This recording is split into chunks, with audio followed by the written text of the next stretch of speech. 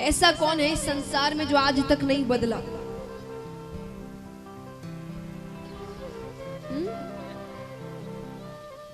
कौन है? आप सही कह रहे, जोर से कहिए, थोड़ा भरोसे से कहिए, थोड़ी आपको डांट पड़ेगी यहां पर। भगवान सच, यानी वो कभी नहीं बदलते। आप और हम यहां नहीं थे तब भी वे थे, आप और हम यहां हैं तब भी वे हैं, और आप और हम यहां से चले जाएंगे तब भी वे रहेंगे। वो कभी नहीं बदलते। बाकी हर चीज बदलती है, हर परिस्थितियां बदलती, हर रिश्ते बदलते हैं, और हर किसी का प्रेम भी समय अनुसार बदल जाता है। और आजकल तो प्रेम का अर्थ ही हो गया है स्वार्थ। स्वार्थ है तो प्रेम है, स्वार्थ नहीं तो सब खत्म। कहते हैं ना कि सुख में सब साथ देते हैं, दुख में आप एक दुख बताइए, वो 4 दुख और अपने बताइए कि तुम तो इतने ही दुखी हो, हम उससे ज्यादा दुखी है। क्या मदद मांगेंगे आप किसी से?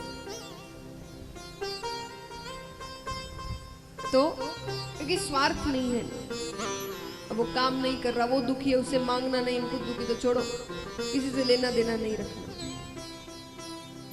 तो संसार सच नहीं है।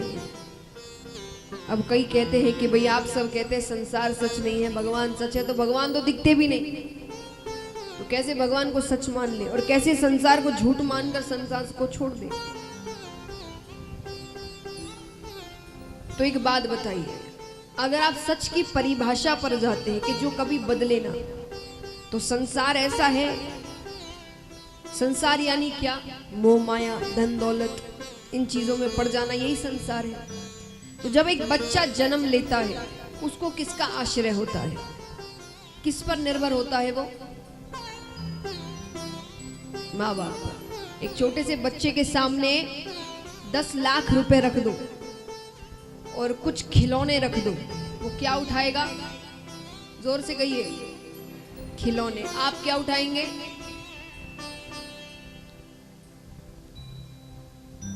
बदल गया आश्रय, है ना? कुछ सालों में ही बदल गया आश्रय। तो बचपन में माता पिता, खिलौने, खेल कूद हमारा आश्रय था। बड़े हुए तो पढ़ाई आश्रय हो गया। कुछ उस उम्र में पैसे इतना नहीं सोचता, पढ़ाई कर रहे हैं, पढ़ाई आश्रय हो गया। फिर और जवानी आती है, धन आश्रय हो जाता है, धन कमाना है। फिर थोड़ी दूर जाते हैं तो अपना परिवार आश्रय हो जाता है। धन से ज्यादा अपना परिवार अच्छा लगता है कि जो कर रहे हैं उनके लिए कर रहे हैं। और बुढ़ापा आते आते तक अगर फिर कोई अंत समय में ये कहे कि तुम्हारे पास रहने के 10 दिन है, बस अब 10 दिन बाद, तो उस 10 दिन में तुम्हें या तो हम 1 करोड़ रुपए दे सकते हैं, या वो 10 दिन पूरी तरीके से परिवार के साथ रहने दे सकते हैं। क्या चुनोगे? परिवार।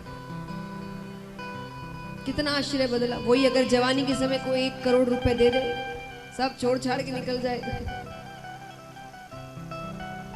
तो एक ही जीवन में कितनी बार आश्रय बदल गया हमारा। लेकिन जन्म लेने से मृत्यु तक एक ऐसा आश्रय बताइए जो नहीं बदला। हाँ, ईश्वर का। एक छोटे से बच्चे को हम सिखाते हैं हाथ जोड़ने के लिए, कहते हैं ना जय जय करो, तो वो हाथ जोड़ लेता है, और अंत में तो ऐसे ही भगवान का नाम लेते रहते हैं। तो जन्म से लेके मृत्यु तक एक ही ऐसा आश्रय था जो कभी नहीं बदला, वो था भगवान का आश्रय। तो संसार को सच नहीं मानने का अर्थ मैं आपसे ये नहीं कह रही वैराग्य ले लीजिए, नहीं।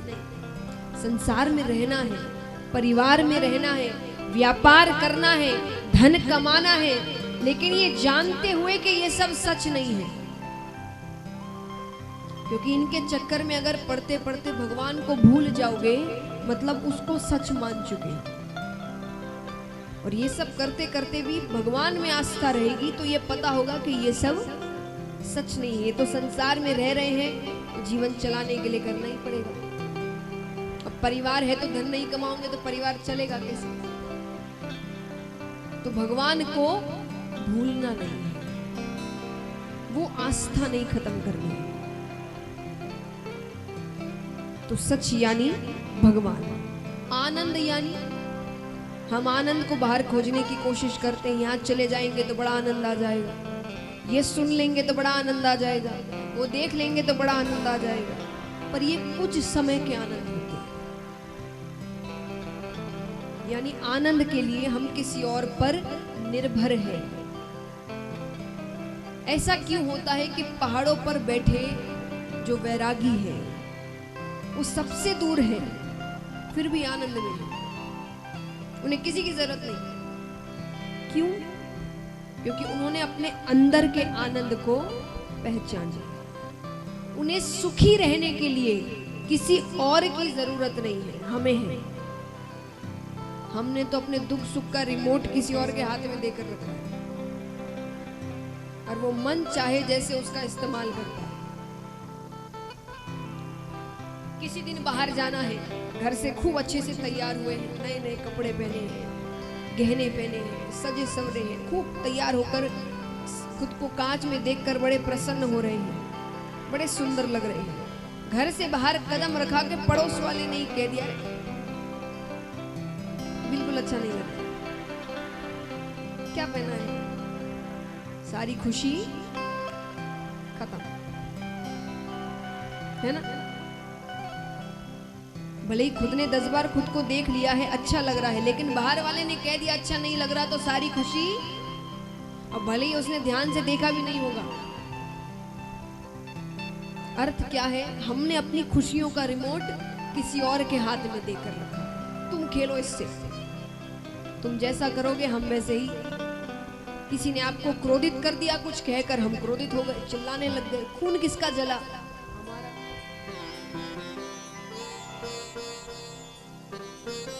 तो किसी चीज पर भी किसी और पर निर्भर मत रहिए, अपने अंदर के आनंद को पहचानो। हम खुद खुश रह सकते हैं, सुखी रह सकते हैं, आनंद में रह सकते हैं। और तापत्रय विनाशाय श्री कृष्णाय वयम नुमः, 3 तरह के ताप होते हैं, दैहिक, दैविक और भौतिक। भगवान इन तीनों तरह के तापों से हमें मुक्त करते हैं। पर मुक्त कैसे करें? उनकी कृपा हम पर कैसे हो? भगवान को वश में कैसे करें? चलिए, भगवान तो बहुत बड़ी चीज हो गई, साधारण सा प्रश्न करती हूं मैं, किसी भी इंसान को अपने वश में कैसे करें, बताइए। और सांसारिक दिमाग से बताइए। सांसारिक दिमाग यानी जो आप यहां से बाहर निकलकर जो दिमाग का इस्तेमाल करते हैं।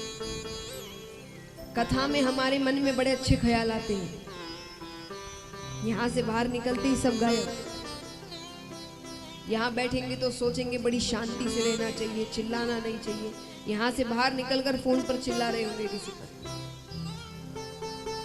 तो यहाँ वाले दिमाग से मत कहना, सांसारिक दिमाग से कहिए। किसी व्यक्ति को वश में करना है तो कैसे करोगे? कि वो आप जैसा कहे वो वैसा ही करे। कैसे करोगे बताओ? प्यार से। जिंदगी भर प्यार कर सकते हैं, जिंदगी भर आप मुस्कुराते हुए बात करें, कर सकते हो? गुस्सा कभी ना कभी तो आएगा, तब तो वो चला जाएगा। तो प्यार से नहीं। और इसलिए मैंने कहा सांसारिक दिमाग से सोचना। ये प्यार से वाली बात यहाँ आ रही है, यहाँ से बाहर निकल के ये ख्याल नहीं आएगा। और बताइए जल्दी,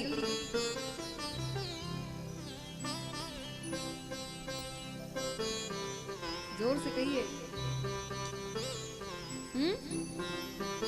व्यवहार,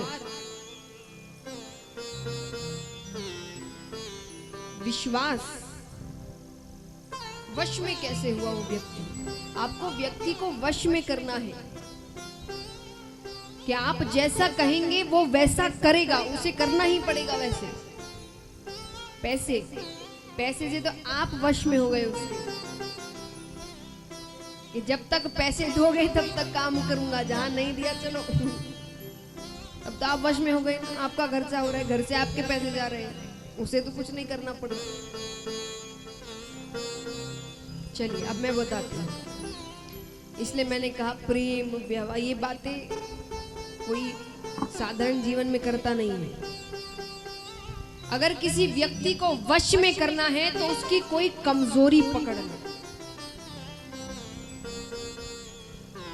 उसकी कोई कमजोरी पकड़ लो, तो जैसा कहोगे वो वैसा करेगा।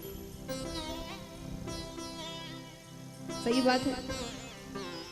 अब भगवान को वश में करना है तो भगवान की कमजोरी क्या है? वो तो सर्वशक्तिमान है, लेकिन भगवान की भी एक कमजोरी है कि वो भक्त को रोते हुए नहीं देख सकते। भगवान भक्त को कभी रोते हुए नहीं देख सकते। रोना यानी सच्चे दिल से रोना।